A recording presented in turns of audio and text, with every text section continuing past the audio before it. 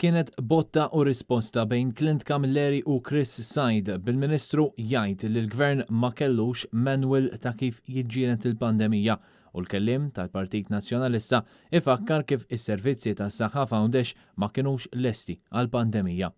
Jiena li ma nistax naċċetta bħala għawċiju il-fatt li l-uniku sptar li għandna Foundation ġi privatizzat qed nagħtu 70-80 miljun fis-sena lil Stewart qabel lil Vitals. Dawn kellhom fil-kuntratt obbligu bil-miktub li lestu sptar ta' 450 sodda, jiġifieri id-doppju tal-isptar li għandna llum biex iġibu t-turiżmu mediku.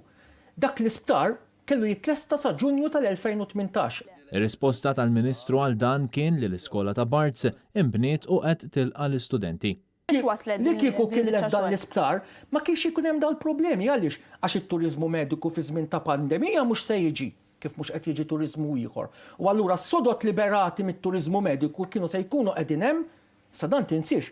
Diġà ħallasna lieh mit-taxxi tagħna. Għax is-70-80 miljun Stewards u qabilhom Vitals qed jeħduhom. Waqt dan id-dibattitu fuq l-istazzjon laburista, Chris Said fakkar li imnalla kien il-pjan ta' Gvern Nazzjonalista li ħaseb għal isptar bħalma u Mater Dei. Id-deputat nazzjonalista saħaq li pajjiżna mmexxa tajjeb fl-ewwel xhur tal-pandemija fejn saħansitra rajna ammont żgħir ta' każi speċjalment fis-sajf. Madankollu, ir-reazzjoni tal-Gvern għal dan kienet waħda żbaljata kif il-Prim Ministru kien qal li l-battalja rbaħnila u li l-mewġ qiegħed fil-baħar. Tul dan il-programm kien diskuss ukoll il-proġett tal-mina bejn Għawdex u Malta. Għandhom isiru l-istudji kollha minn esperti li jkunu indipendenti. L-istudji jiġu pubblikati u mhux pubblikati bista.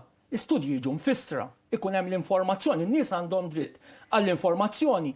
Il-kelliem tal-oppożizzjoni għal Għawdex spjega l-pożizzjoni tal-Partit Nazzjonalista. Jekk dawk l-istudji jirriżultaw li huma li l-bina hija fattibbli, il-Partit Nazzjonalista favur, imbagħad imur għand Lawċin. Chris Said fakkar kif ma saret ebda konsultazzjoni dwar dan il-proġett u n-nuqqas ta' informazzjoni waslet biex Lawċin ma jafux x'inhu l-aħjar għalihom.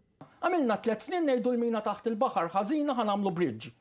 Min għamilha dik ma għamilx il-Partit Nazzjonalista, ħawwat l-imħuħ kollha u beda jgħid bridge aħjar minn mina. Dew 3 snin u reġgħu ġew għal dak li kien qed jgħid il-Partit Nazzjonalista qabel l-elezzjoni tal-2013. Il-Partit Nazzjonalista jrid li d-deċiżjoni dwar din il-mina tkun fidej Lawċin permezz ta' referendum, għalkemm il-pożizzjoni tal-Gvern dwar dan għadha mhux ċara.